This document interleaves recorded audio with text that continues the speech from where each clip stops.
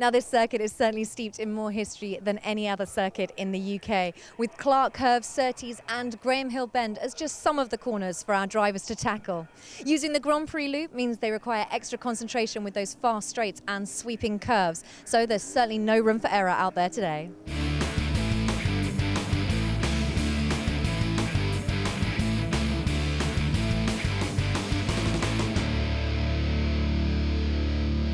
Now I'm just joined by David McNulty, who's one of the title sponsors of this round here at Brands Hatch. Now, how are your team doing today? We're having a mixed result. We've got one car that's placed third in production class, so we're really pleased about that. But the other car has been nothing but trouble today, gearbox and now an engine problem.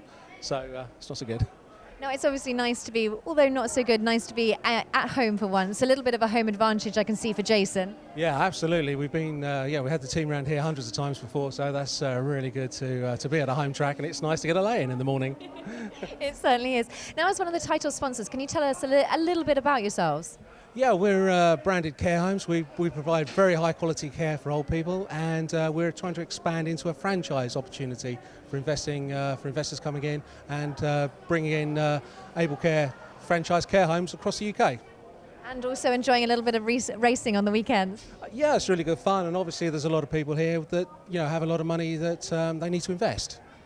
So we have the right investors in the right place, and hopefully our brand gets out there. We're back on the grid for race 2. Now, yesterday, a battle between John Walker and Jeremy Lorenko resulted in John Walker benefiting from the home advantage. But can Jeremy Lorenko turn the tables today? Now, back further down the grid in production class, John Rass proves unstoppable. So it's time for me to move out the way and you see the action. Second race of the weekend, same grid as race 1, but this time round a standing start. It's a brilliant getaway from Xavier Georges from 4th on the grid. So Jeremy Lorenko is poised to get the jump on John Walker as they arrive into paddock. Lorenko squeezes Walker. Walker's going to try and force his way through. Gets a little bit congested behind, and somebody takes a trip through the gravel trap. It's one of the 211s, and possibly that was Christophe Lezandre. As at the front of the field, it's Walker from Lorenko, then Rass, Xavier Georges, and then Steve Williams is in 5th. He has got Nicholas Walker in 6th, challenging him. Still a little bit wild as they went through Druids in the heat of the production class battle. Marcus Nikovic is the target for David McAnulty. And they're all jostling for position. This is pretty lurid in these early stages. John Rass, over, you can just see him in front of the picture, who leads the production class on this first lap. Meanwhile, we're exactly as we were at the end of race 1, which is Lorenko in pursuit of John Walker. It's a pair of them accelerate out of Hawthorns on towards Westfield Bend. This time around though, Gregory Rass a little bit closer to them already through this first lap of the race. It's Rass in 3rd, Xavier Georges in 4th from Steve Williams. There's Walker, and then I think it's John Packer who is next along. Turn through Sterling's, using the camber to full advantage. Really satisfying corner to drive Sterling's if you get it right, just because the way that it propels the cars out onto that very steep downhill run into clearways. It's been a good second half of the first lap for John Walker. He is beginning to just ease clear of Jeremy Lorenko as Nick Walker applying a lot of pressure to Steve Williams, but Williams knows this Brands Hatch Grand Prix circuit very well. He's had an awful lot of success here in the Lotus on Track Elise Trophy.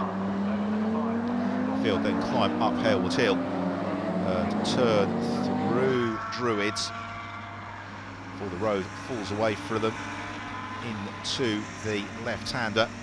Graham Hill Bend, a very, very short sprint along the Cooper Straight in car with Jean-Baptiste Loup. He is well up inside the top 10, involved in the battle going on just ahead of him between Williams, Walker and Packer. Baptiste Loup, next car in that train as they head out onto the Brands Hatch Grand Prix circuit. The road dropping away. They arrive into Hawthorns, an intimidating challenge for the drivers, even with a slight increase in runoff in recent years. The barriers still feel incredibly close. Westfield Bend, the road just drops away down into Dingle immediately climbing into Sheen. There's a blind turn into Sheen. You see the corner almost after you've taken it. There is Rass in third again, who has been dropped by the pace from the leaders, which was so relentless in race one. It's continuing that way in race two. Here we go then, Lourenco has got a good run through clearways on this occasion and is looking to chase John Walker as the pair of them separated by just a car length in towards Paddock Hill Bend. Lourenco takes the high line, Walker defends to the inside. Is there space for Lourenco? He's looking for the switchback possibly. Walker just carries enough pace up out of Paddock to be able to cover the inside line for Druids. He's got to be careful he doesn't understeer out wide on the exit. He doesn't, but Lourenco can close right onto his tail. A pair of them run downhill into Graham Hill Bend. They swoop left, accelerate on, moving up through the gears, and then on the brakes again to Surtees. It's a lovely run through Surtees, or almost with Lourenco. Slight correction on the exit, but not the magnitude of error that we saw from John Walker. Now this opens up the opportunity for Jeremy Lourenco to challenge downhill into Hawthorne. The outside track is actually the way to go for this turn, such as the way the racing line works out, but Walker again has got just enough of an advantage. But you do wonder whether or not he's going to be able to sustain this sort of pressure for the full 30-minute race duration. It's one thing when you're a second or so in front, it's quite another when you're a car length or so in front. Through Sheen, John Walker uses absolutely every single inch of the road.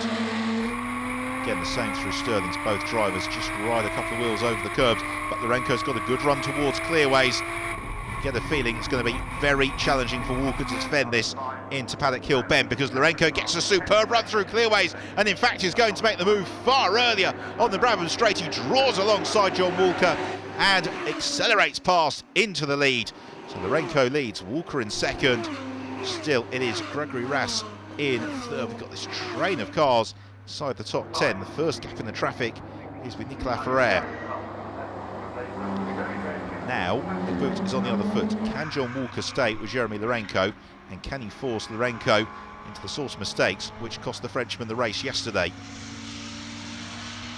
Graham Hill Bend was one of Lourenco's nemesis, the other was Surtees, and that's where they arrive now. Lourenco, not unsurprisingly, giving the curbs a very wide berth on the exit, and that's a beautiful run through for Jeremy Lourenco. The same for John Walker.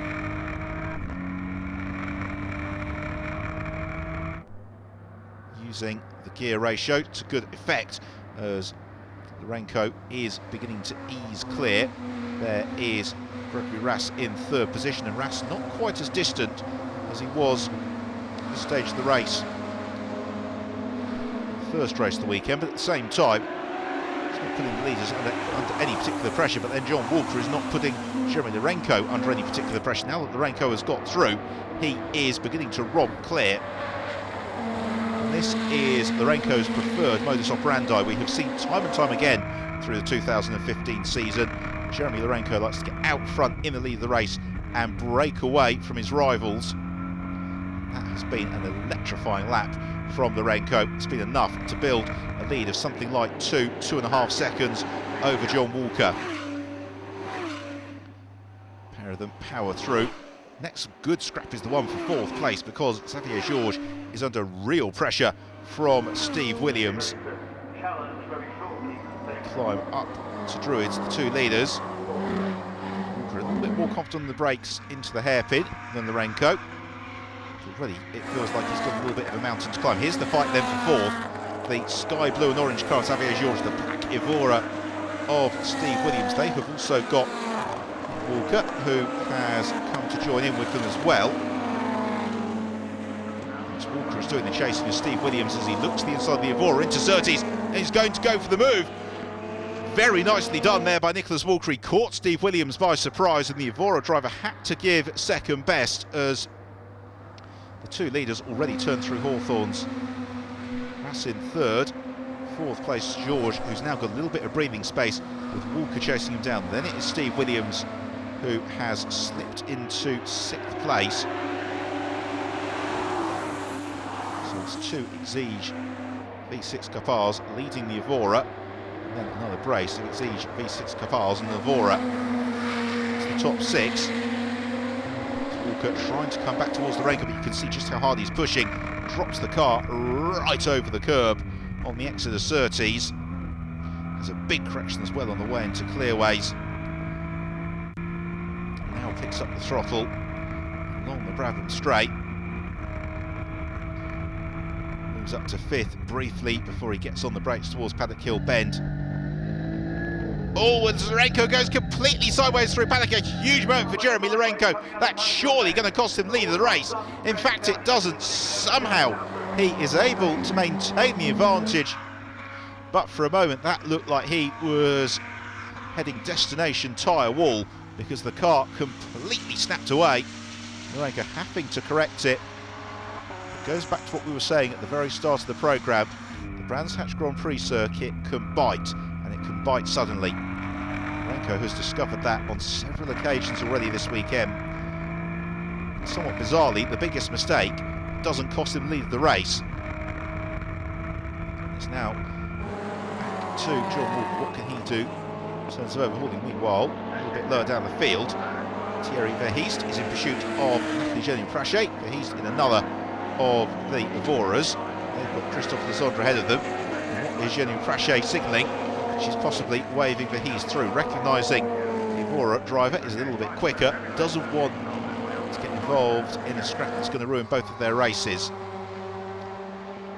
Jean-Pierre Eugène Prache heads a midfield battle with Anthony Fournier. We will take a short break. Join us in a couple of moments' time as the action concludes here at Brands Hatch.